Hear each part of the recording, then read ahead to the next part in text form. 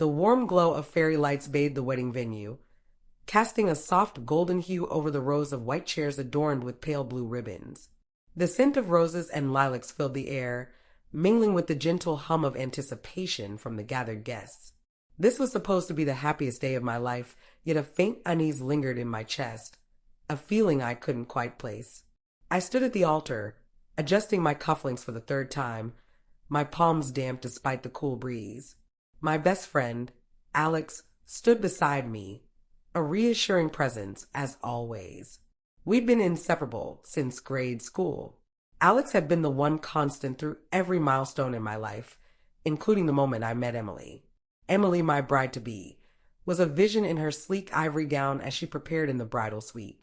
We had met 4 years ago at a mutual friend's party where her laughter had been contagious and her eyes magnetic. From that night, I knew she was the one. She had a charm that lit up any room and a kindness that drew people in. I loved her with everything I had, and today I was ready to vow forever to her. Yet, even as I glanced at the radiant faces of family and friends seated before me, something felt off. Emily had been quieter than usual in the weeks leading up to the wedding. I chalked it up to nerves, but her avoidance of direct conversations about the future nagged at me. Alex seemed different too. Normally the life of the party, he'd been uncharacteristically subdued all morning. He avoided my gaze whenever I mentioned how excited I was to start this new chapter with Emily. Once, when I asked if he was okay, he muttered something about just wanting the best for me and quickly changed the subject. The music shifted to a soft melody, signaling the start of the ceremony. The chatter of the guests hushed, and all eyes turned toward the grand oak doors at the back of the hall. I stood straighter, my heart pounding as they slowly creaked open. Emily stepped through, her hand resting lightly on her father's arm. Gasps rippled through the room. She was breathtaking. Her veil shimmered, catching the light. But it was her expression that caught my attention. Her smile was there, but it didn't reach her eyes. As she made her way down the aisle, our eyes met. Her gaze faltered for a split second before she recovered, her smile widening. My gut twisted. Something wasn't right. When she reached the altar, her father placed her hand in mine. Her fingers felt cold, trembling slightly. I whispered, "You okay?" She nodded quickly, almost too quickly, and whispered back, "I'm perfect." The officiant began speaking, but his words blurred as I glanced at Alex. He stood rigid, his jaw tight. His eyes darted between Emily and me, an expression I couldn't read etched on his face. My unease deepened. The officiant asked if anyone had any objections, a formality that was usually met with silence. But before he could continue, Alex cleared his throat. Every head turned in unison. "I can't let this go on," Alex said, his voice steady but filled with an undercurrent of pain. The room froze, and I felt the ground beneath me shift. The air in the chapel was heavy, suffused with nervous energy. The guests whispered to each other, their voices too loud in the silence. It felt as though the world was holding its breath, and yet, the moment I had been waiting for my whole life was unfolding. Still, something was off. As the ceremony continued, I couldn't shake the feeling that all eyes were on me. Not with the usual warmth of congratulations, but with a subtle wariness. I stole glances at Emily, whose eyes remained locked onto mine, yet her smile appeared strained, like it took every ounce of her energy to keep up the facade. During the vows, when I promised to cherish her in sickness and health, I noticed her fingers trembling against mine. She quickly adjusted her grip, but it was enough to send a ripple of doubt through me. I glanced to my side at Alex. He seemed more distracted than ever, his eyes darting nervously around the room. He had met my gaze once since we walked down the aisle. Alex, my lifelong friend, who had always been a rock, now seemed like a stranger. His posture was stiff, his face set in a grim expression. It wasn't just him. I noticed other little things, whispers from the back rows of the chapel, the uncomfortable way some of the guests avoided looking at us. It was like they all knew something I didn't. I even caught a few glances exchanged between Emily and Alex, swift, almost imperceptible, but enough to make my skin crawl. The tension continued to build. Emily's smiles were forced now, her laughter just a bit too loud.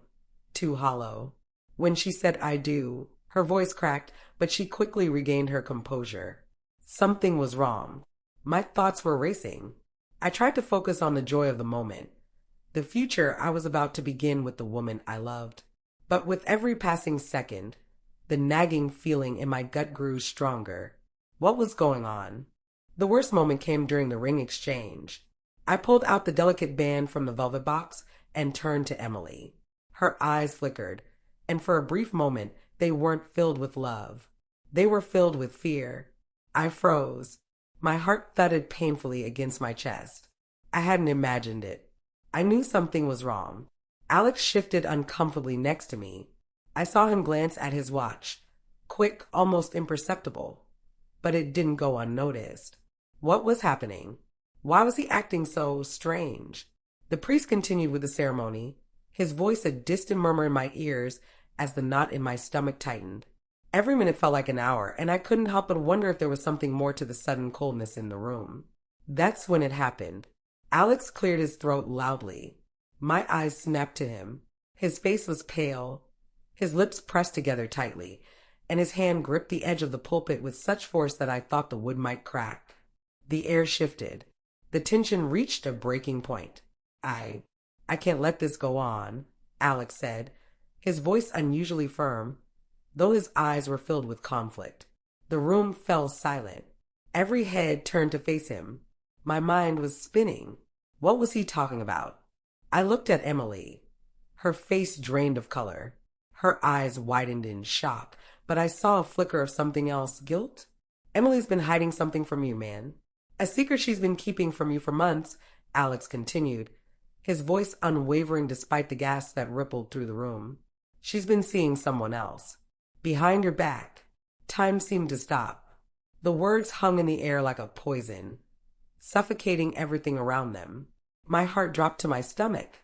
The guests murmured in disbelief, some of them gasping, others sitting in stunned silence. My chest tightened, and I turned to Emily, whose face was now pale and trembling. What? I managed to say, the word barely leaving my lips. Emily opened her mouth, but no words came out. She looked at Alex, then back at me, her eyes desperate, pleading. But all I could see was the betrayal in her gaze. The room was chaos now. People shouting, trying to understand what had just happened. My world, the future I thought I had with Emily, was crashing down around me. I turned to Alex, my best friend, the one person I had trusted above all else. His face was a mask of regret and sorrow, but he didn't look away. There was no hesitation in his eyes. He had made his choice to tell me the truth. Is it true? I asked Emily, my voice shaking with raw disbelief. She finally spoke, her voice barely above a whisper.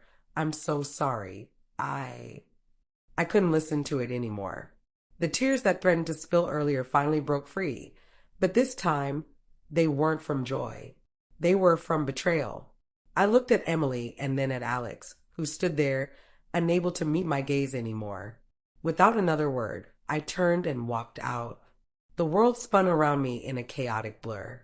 The wedding hall, once filled with the warmth of love and laughter, now felt like a suffocating cage, its walls closing in with every breath I took.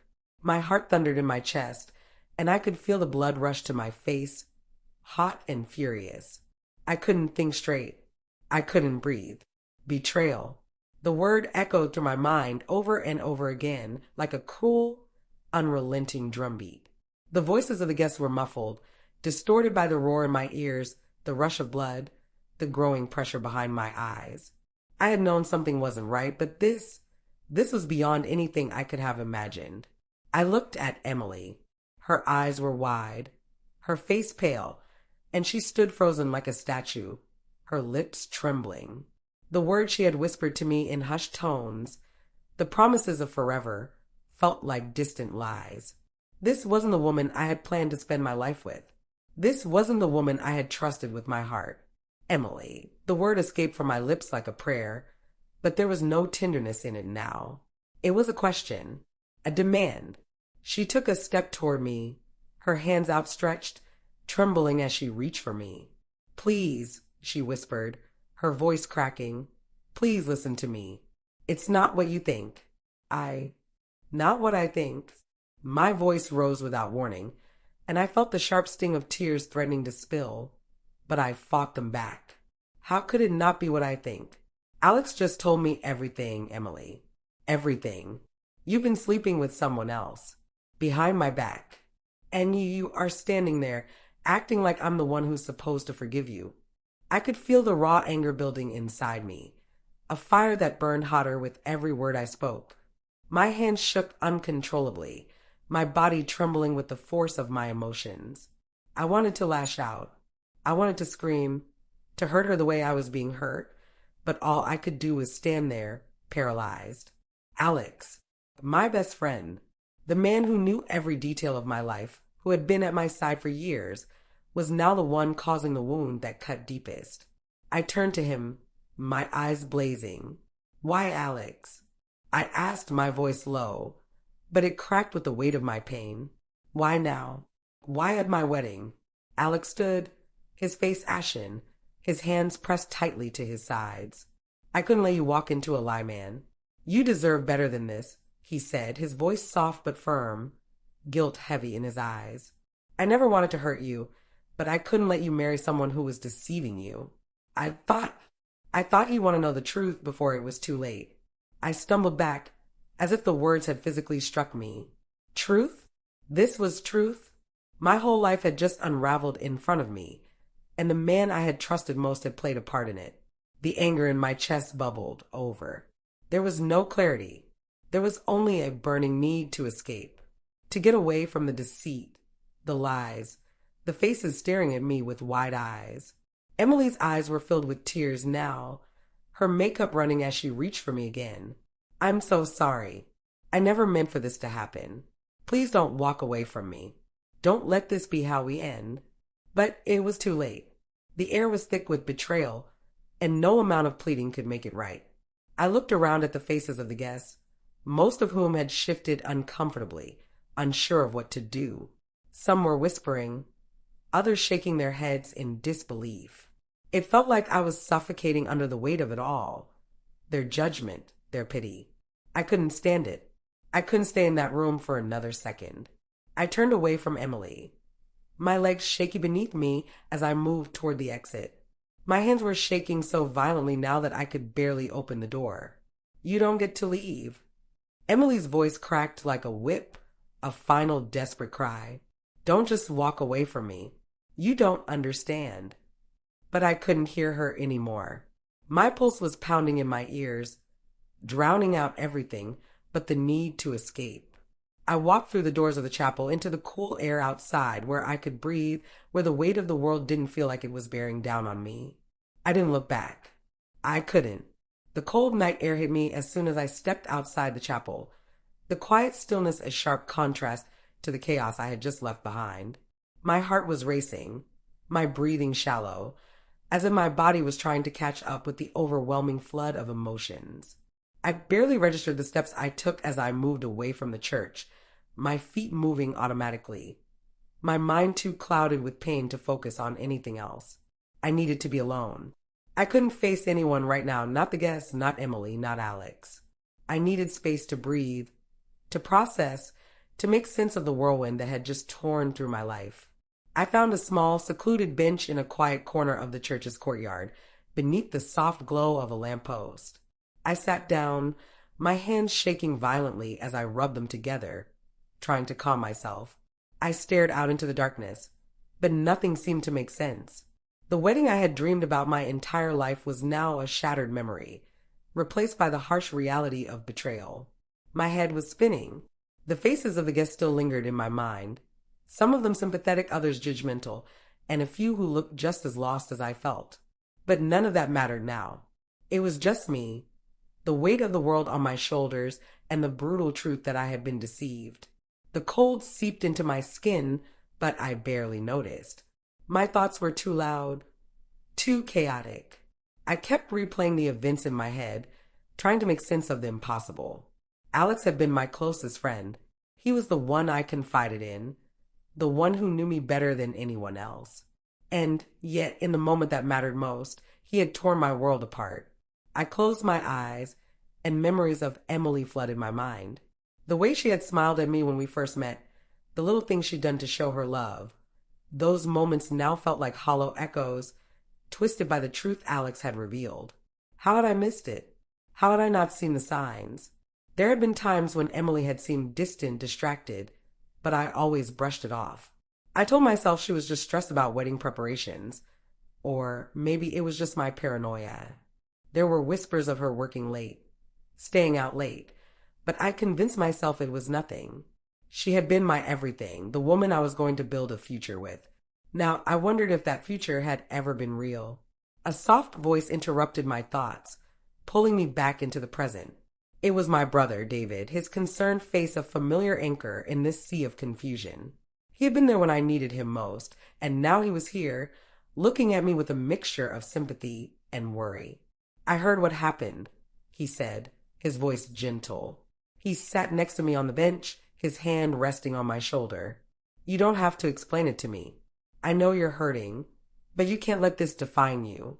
You've got to find a way to move forward. I shook my head, the weight of his words pressing down on me. How do I move forward from this, David? How do I just let go of everything I thought I had? David was quiet for a moment, choosing his words carefully.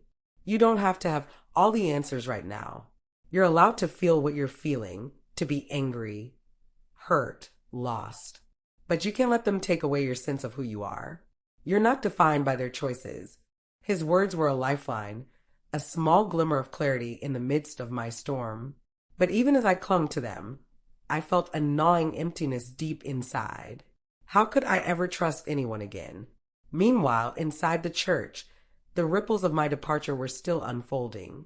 Guests were murmuring amongst themselves, exchanging looks of disbelief.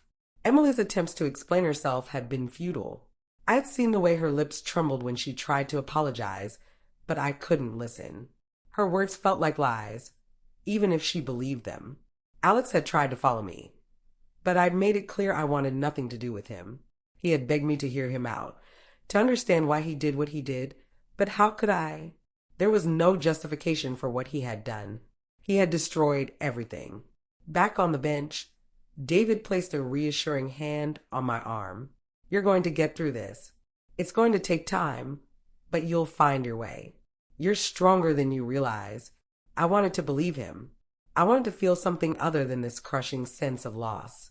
But right now, the only thing I could hold on to was the idea of escaping it all, of finding a way to reclaim the life I had lost. As I sat there, I began to piece together the fragments of the life I thought I had. The love I had felt for Emily now felt tainted, warped by everything I had learned.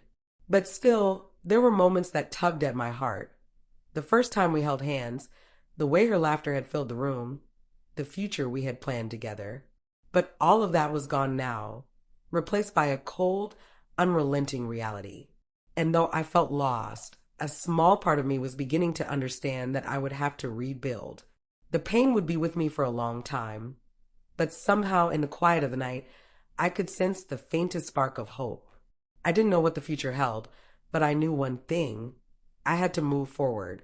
The days following the wedding were a blur of emotions, a mixture of anger, disbelief, and profound sadness. My mind spun with questions that had no answers, and my heart felt like it had been torn open. The pieces scattered in every direction. But amidst the turmoil, there was a quiet, persistent realization. I couldn't let this define me. I couldn't let the betrayal of two people I had trusted destroy everything I was. It had been nearly a week since I left the wedding. Emily had tried to reach me. Calls, texts, desperate pleas, but I had ignored them all. She was the woman I had planned to build my life with, and now she was a stranger. There was nothing left to say. I had to face the truth, and as much as it hurt, I knew this was the end. But Alex, he was the one who had hurt me most of all. He had been my best friend, the one person I had confided in, the man I had trusted above everyone else. And now, there he was, a ghost in my past. The guilt in his eyes when he begged for my forgiveness lingered in my mind, but I couldn't let him off the hook that easily. He had betrayed me in the most intimate way. Still, I couldn't avoid the conversation forever. I had to face him. It was late afternoon when I finally called him. My fingers trembled as I dialed his number, the weight of what I was about to do settling over me like a dark cloud. He picked up on the third ring, his voice cautious, almost hopeful. Matt. He said, the sound of my name heavy with regret. I. Meet me at the park. I interrupted, my voice hoarse but firm. I need to talk to you. We need to talk. The park was quiet when I arrived, the trees swaying gently in the evening breeze. I sat on a bench by the lake, the same spot where Alex and I had spent countless hours during our childhood. This place, once filled with laughter and camaraderie, now felt foreign, tainted by the events that had unfolded. He arrived shortly after, walking toward me slowly, his hands shoved deep in his pockets, his shoulders slumped. He looked just as broken as I felt, but the anger inside me was too strong for sympathy. Matt, he began again, his voice shaking. I'm so sorry. I never meant to hurt you. I never thought it would go this far. I should have told you the truth sooner. But I thought you had a right to know. I thought you deserved to see her for who she really was before you married her. I stared at him, my eyes narrowed, searching for something, anything, that would make me understand why he did it. Why he couldn't have just let me find out on my own, in my own time, instead of tearing my life apart in front of everyone I knew. You ruined everything, Alex, I said, my voice cold. You ruined my wedding. You ruined my future. You're supposed to be my best friend. How could you do that to me? He flinched, his face contorted with guilt. I thought I was doing the right thing. I thought you deserved to know that it was better to face the truth. I never wanted to hurt you. I just wanted to protect you from a lifetime of lies. I didn't know what to say to that. I could see his remorse, but I couldn't erase the damage. Not yet. I can't forgive you for this, I said, my voice breaking despite myself. Not right now. Maybe someday. But right now, I need to be alone. I need to find myself again. Alex's eyes filled with tears, and for a moment I almost wanted to reach out to tell him it was okay. But it wasn't. Not yet. Not after what he had done. I understand, he whispered, his voice barely audible. I hope you find peace, Matt. I hope you can find a way to move forward. He turned to leave, and for the first time in days, I felt a strange sense of calm. The pain wasn't gone, but it was more manageable. There was something in letting go of the need for answers, for closure. I didn't need Alex's forgiveness. I didn't need Emily's apologies. What I needed was to reclaim my own life. That evening, as I stood by the lake, watching the sunset paint the sky in hues of pink and gold, I felt the weight of the world beginning to lift. I had been betrayed. I had been hurt. But I was still here. I was still breathing. I was still standing. And that was enough. I couldn't undo what had happened, but I could control what came next. I didn't know where the road would lead, but I was determined to walk it, alone if I had to. I had lost trust in the people I loved, but I hadn't lost myself. The future was uncertain, but one thing was clear: I would move forward, and I would be stronger for it.